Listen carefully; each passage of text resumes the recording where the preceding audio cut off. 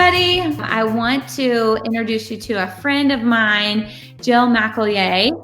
She's the founder and CEO of Invisible Girl Project, which has become just really near and dear to both Jed and my heart. And so I wanted to interview her today so you could learn a little bit about the organization that she has started and what that looks like and even your involvement in it. And so I've got a series of questions I'm going to go through with her. So we are so glad to have Jill here, and we'll get started just with a couple of questions. Again, send your questions in as we go. But first, Jill, I know you and Brad started Invisible Girl Project together. So how long have you been married and how did you meet? Tell us a little bit about you and your hubby. So I was living in Indianapolis, Indiana in 2007, and Brad was in Indianapolis also. We went to the same church in Indy, never met each other. I even helped lead worship there and never met him. I don't think he even saw me ever lead worship. And I had an interview and then ultimately got a job offer to work for an international human rights organization. And I was going to have the opportunity to potentially go live in India. With that said, my church had a mission trip to India. And this was in the fall of 2007. And so I thought, well, maybe I should go check India out and go on this mission trip before I make the decision to go live there. And although I never met Brad while living in Indianapolis, we actually met on that mission trip to India. We were in the very north of India serving at an orphanage. And about a month and a half after that is when I actually moved to India. So that trip helped me make the decision to move. That trip did not ignite sparks for us at all. I mean, I thought he was a great guy, but I was going to move to India. So in January of 2008 is when I moved to India by myself. Did not even have Brad on my mind that ultimately we would get married. Wow, that's amazing. So cool to kind of hear the start of your story. So then from there, how did it all get started once you did get to India and then meeting him and then Invisible Girl Project? So I moved to Chennai, India in January of 2008 to work for this organization. I was doing super rewarding work, helping rescue people from slavery. It was dangerous and it was exciting. And I know you talk about Enneagram and Myers-Briggs. I'm totally the adventure someone. And so this was like, and I'm a 7 and an 8. So I have the adventure, but also like, I'm going to go pursue justice. So this was a perfect job for me. Mm-hmm. So I moved there in January 2008. After living there for 4 months, Brad and I had started emailing each other just a little bit. And I came back to the United States in April, just after having lived there for 4 months, to speak at this organization has a very large global prayer gathering they did at the time. And I was speaking at this event, and Brad came to the event, and my parents were there too. And they happened to meet each other. And that's when Brad said, I don't care that you're living in India. I want to date you long distance. Wow. So because Skype is phenomenal and worked back then, we actually dated long distance from April of 2008 till December of 2008. And we got married in December of 2008 back in Indianapolis. And then he took a year off of work. He's a pharmacist by profession. He's no longer practicing pharmacy himself, but he works more in business now. But he took a year off from being a pharmacist and came with me to India. So we were on an airplane in January of 2009, January, and our first year of marriage was in India. So we were newlyweds. We'd been married for about 3 weeks when we really became confronted with female gendercide, which is the systematic killing of girls just because they're female. And and so we just had kind of one of those decisions like, oh my goodness, what are we going to do about this? Mm-hmm. So then from there, you're married now, you're in India and have started this this organization essentially from seeing what was happening to these young girls, just the injustice of that, which was already in your spirit that you're going to fight for justice. That's how God designed and made you. And then, so you're a lawyer. How did you go from practicing law to leading this Invisible Girl Project? Where did that transition?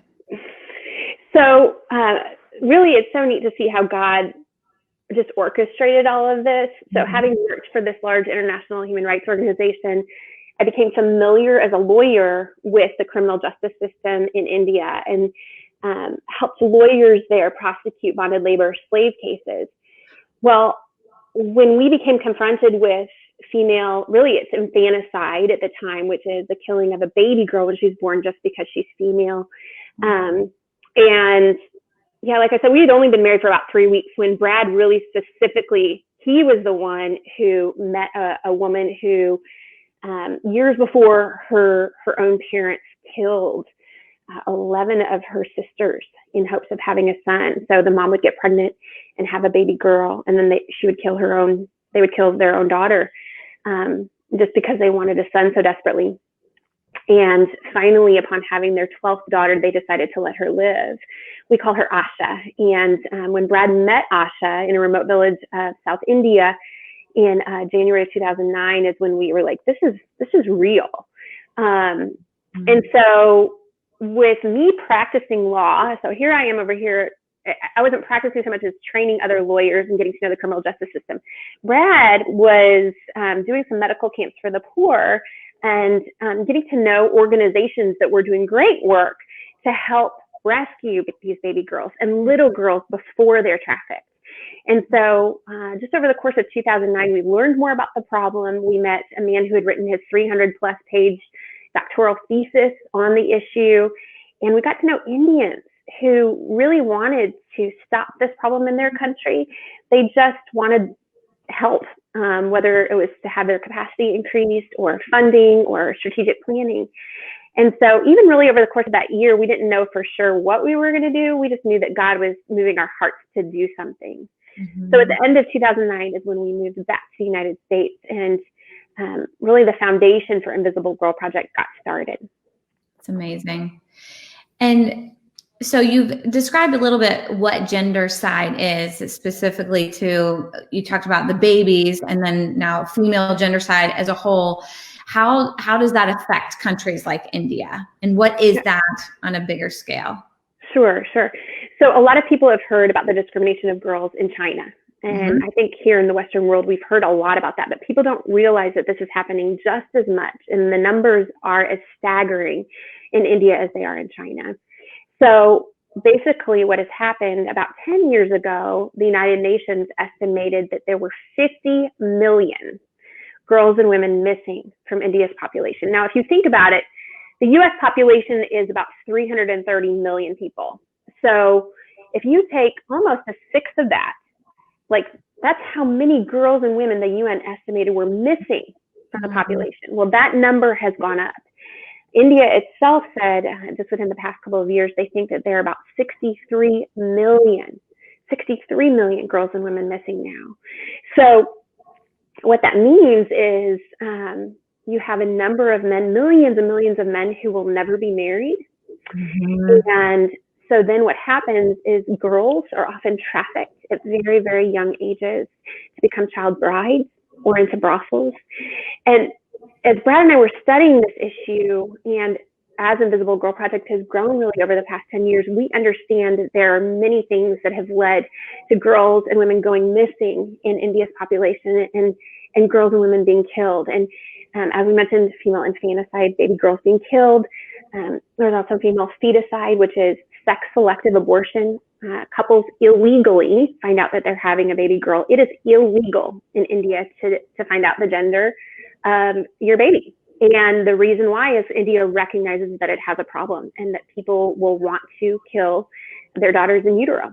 And so they've made it illegal. And so we see that that has resulted in millions of unborn little girls. And then we see that girls, again, go missing. If you're married at the age of 10, 11, 12, before you even reach puberty, you're forced to marry a man who's at least twice your age. You're likely going to be abused. He's going to try and force you to have a son, because once again, you have the son preference that is prevalent. And so these girls just go missing killed or abandoned. We see little girls who, because they are so unwanted in their families, they'll be abandoned on the side of the road. We have 2 little girls who we support now through Invisible Girl Project who were just abandoned by their mother by the side of the road. And fortunately, one of our Indian partners found them and was able to rescue them and put them in a safe home where they are cared for and where they are loved and where they're taught that they are inherently valuable. Mm-hmm.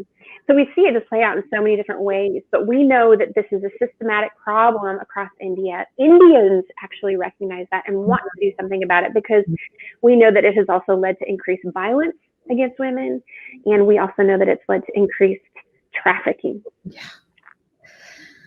It's heartbreaking to hear. It's like we can be in such a bubble in the United States even and not realize what's outside of our doors and almost want to turn a blind eye. That seems like the easier solution, just to not know about it because it seems too big or too hard.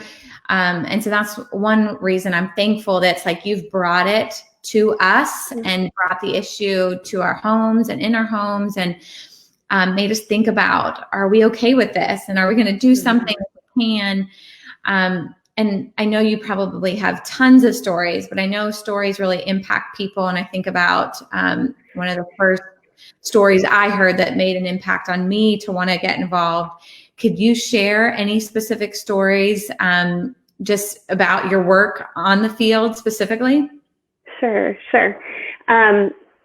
So I generally try to go to India at least once a year to meet with our partners and to then meet all of the girls that they've helped rescue. Over the course of IGP's Invisible Girl Project's inception, we've been able to help our partners rescue over 425 little girls from being killed, abandoned, trafficked, and we really go upstream and rescue them before they're trafficked. Mm-hmm. So it's just always so encouraging for me when I get to the field and get to meet the girls that are the newly rescued girls over the past year. So on my recent trip, I met a young girl, and I'll call her Harini. We always change their names just to protect their identity. But Harini was 12 years old and unwanted in her family because she's a girl. Mm-hmm. And her family wanted to marry her. She wasn't allowed to go to school. She was forced to work like in the chili fields, which means just picking those hot, spicy chilies. And this is as a child in the hot sun, which I just can't even imagine. So she turns 12 and they want to marry her off because they know that they don't have to pay a large dowry for her. Dowry still is practiced in India, which is when a girl's family has to pay the groom's family to marry their daughter. It's still practiced even though it's illegal. And so, but the younger girls are the less of a dowry that the family has to pay because these younger girls are more desirable, which is just sick to me, frankly. But she was 12 and she wanted to go to school. She did not want to be married, and she had no idea really that was her family's intention. And so Harini woke up one morning and her mother had a sari laying out for her and said, "You need to get dressed in this." And she didn't know what was going on. And she got all dressed up in this beautiful new sari, and they took her to a place where she was then forced at the age of 12 to marry a 28-year-old man. And so the marriage ceremony happened. She was fighting them. She didn't want to be part of this at all. She was then dragged to his house and tied up to a bed where she was going to be forced to consummate the marriage. She escaped. She was able to untie herself and escape from this house, from the bed, and ran off. And she ran, fortunately, to a target area that one of our partners works in. And And there was a woman there actually who found her, saw her by the side of the road, saw how distressed she was, said, "Let me help you." And this woman has basically taken in Harani as her own daughter. But also our partner, because our partner works in this woman's village, had been able to already start working with this partner and tell her about the value of girls. And that's why when she saw Harani in such a desperate situation, she said, "Come with me, let me help you." And so she's raising Harani now as her own daughter. Harani is safe. She lives in a safe home that we have that's nearby this village where her adopted mom lives. And Harani is now educated.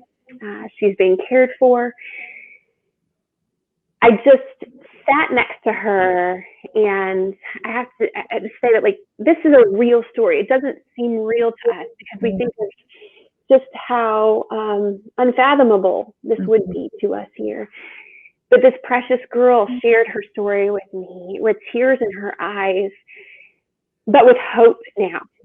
And hope that she has a future now, knowing that we will send her on to school, pay for her to go to college, that she won't be forced to be married, that she someday will be able to choose whoever she marries. And she knows that she is inherently valuable. She's created in God's image, and she's going to be protected. And so that is her hope now. That's amazing. Such a great testimony of the work that's happening there. Also, like, I mean, just gives me chills thinking about, because like you said, it's not fathomable to us. It's just not something we experience here as something we're used to. If anyone is there listening with us, I see a few of you, please let us know who's there. We'd love to just know who's here. I know a lot of you will watch the replay, which is great. But again, if you have questions, please let us know. Or if you're involved in IGP, Invisible Girl Project, let us know that too. We'd love to hear your stories too. So please comment in as well. But we'll continue here with Jill. What would you say, what have been some of Invisible Girl Project's greatest victories that you've seen since this has started?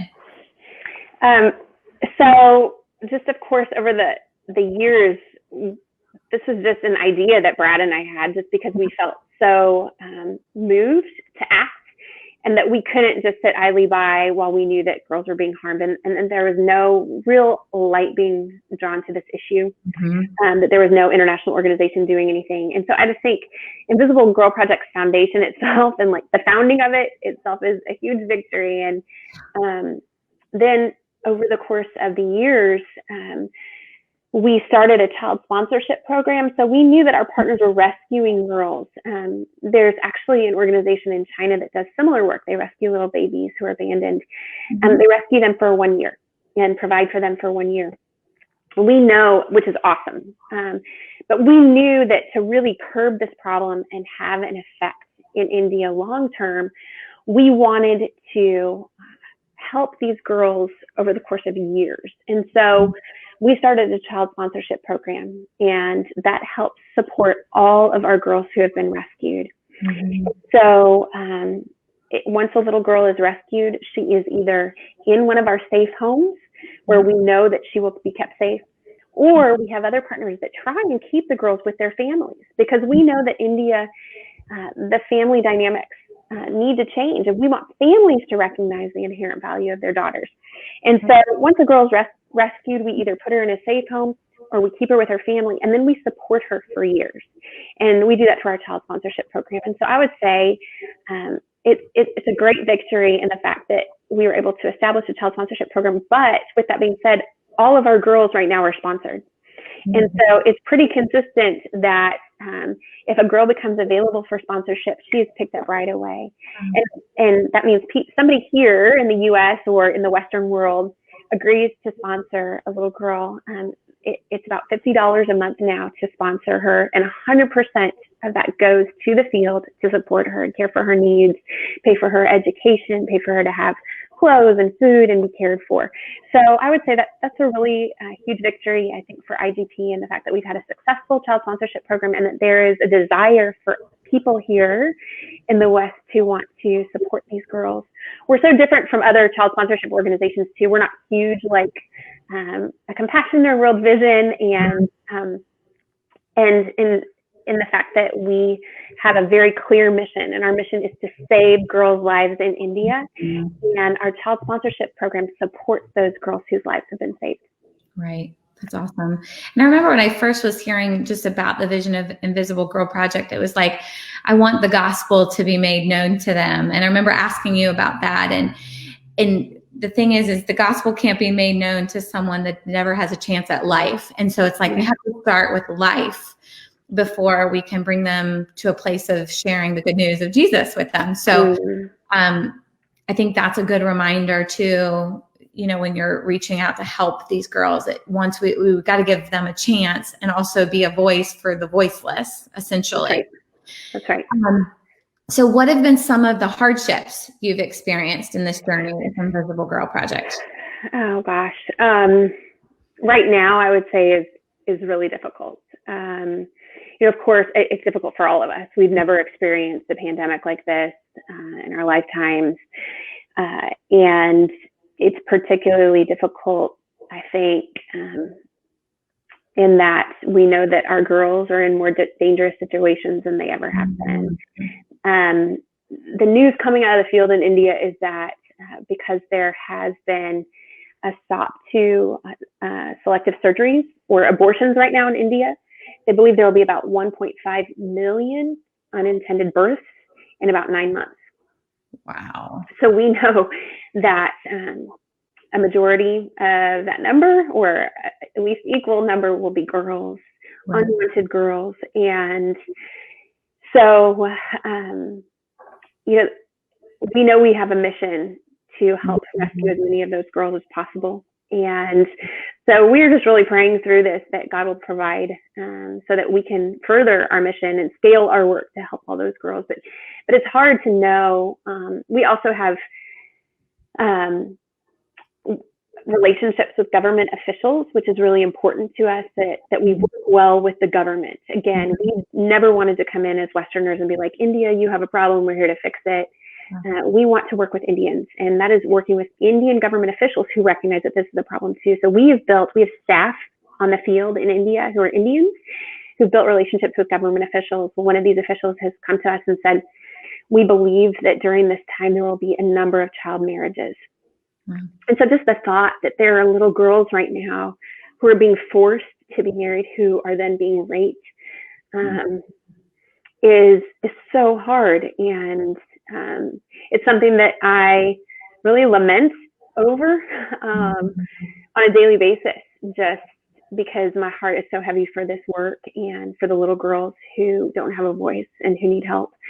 And so that's something that I just am thinking about and praying about every day, is all these girls who need help. Now, the good news is we want to be the ones who help them, and we're going to do whatever we can to help other Indians, other organizations, as well as our staff on the field, to help as many girls as possible when the lockdown in India lifts on May 31st. Awesome. When I love that idea too of working with local Indians and empowering them and giving them the resources or whatever to help them help their people, essentially, versus coming in and not partnering along with them, because they know their culture, they know their country, they know way more about it than we ever could just by being born into it. So I love the partnership there. I don't know if you've ever read the book, When Helping Hurts. It's really good. Yeah. So you know that, like, in so many ways, while it makes Americans feel really good to go on the field and to help do something on the field, they believe it actually could be hurting people. You know, if we went on the field and built a house, you know, you're taking a job away from an Indian person who is needing that money to survive. So that's why we just really thought, again, that it was so important to work with Indians, and also really sensitive to the fact, like, having lived there, I think helps. While we lived there for, I was there for 2 years. I was familiar with the history, of course, of India, and the fact that it was colonized by the British, and then there was still hurt that was there. And so I really always wanted to be sensitive to that, and sensitive to Indians and to their culture. And when I was thinking about hardships, you talked about some of these other child sponsorship organizations like World Vision or Compassion that have lots of probably marketing and lots of well-known just followers and get a lot of the larger platforms. So is that a hardship for you of like making Invisible Girl Project not invisible, like the people see it? And how do you overcome that? How are you getting in front of people to educate them about this? So, that is hard because we're not a huge organization. And in some ways, while we started in about 10 years ago, I was also having my first baby, and then we had a second one. So we have two little girls of our own who are 9 and 6. And my husband was still practicing pharmacy. Like, we had to pay the bills. And so really, I would say within the past 3 years is when we started being able to even hire employees to do this work full time. And so in some ways, Invisible Girl Project really is in its infancy still. And so we are not a huge organization. But with that said, that's where we need people to help us to spread the word, to, first of all, like us on Facebook. And that helps champion our cause, because we think when people start hearing the truth that they'll be compelled to act like we were, like you were, Ashley, like you and I sat and talked about this, and you were moved by this. And so I think it's so much of just like teaching people about what's really going on and spreading awareness. That is difficult though. And so, we are just a really tiny fish in a huge pond. But I think the more that we tell others about it, then the more the word can spread. And so that's where we really need other people to jump on, along with us and joining this journey to help raise awareness about the issue and save girl lives. And so can you speak to specific things that people could do today, this month, this year to get involved? What can we do as a community, as individuals to help? Great. Yes, please. So again, first of all, we're all here on Facebook right now. Please go to our page. It's Invisible Girl Project. It's that simple, 3 words. Find us on Facebook. Like our page. You'll start being able to see what we post about our rescues, about girls that we've been able to help, about what we have going on, some of our campaigns that we have. That's one way immediately. Go to our website. It's invisiblegirlproject.org, all one word, invisiblegirlproject.org. You can sign up for our newsletter list. We send out a newsletter at least once a month. And again, it talks in our newsletter, we talk about our campaigns. We talk about ways for people to get involved. There are other ways to also get involved through our website. We look for people who like advocating, who can talk to their elected officials about legislation that would help our work in India.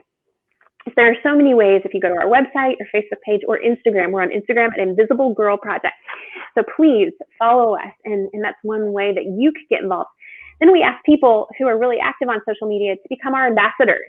We have brand ambassadors, people that we want to help us spread the word. Again, the more that people know about this, we think the more that people will care. And so let us know that you want to be a brand ambassador. Send us a private message on one of the social media platforms, or you can send an email to info@invisiblegirlproject.org. That's info@invisiblegirlproject.org, and let us know how you want to get involved. In the Raleigh area, we always look for volunteers. We have people who we need to volunteer, help write letters to our girls in India, to get involved in really like the hands-on, day-to-day work that we have going on. So we always would love to have more people volunteer and help us out.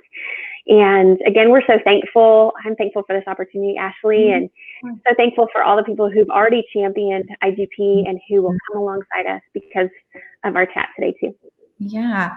Well, I have one last question. I know we're out of time, but it's important to me. I just want to ask, how does faith play a role in the work IGP does? So I'd love to end there. And then again, we're going to encourage people to send in their stories of how their family is involved. So please put that in the comments. We want to hear how you're involved, or how you want to get involved, or if you have questions about being involved. But how is faith a part of this?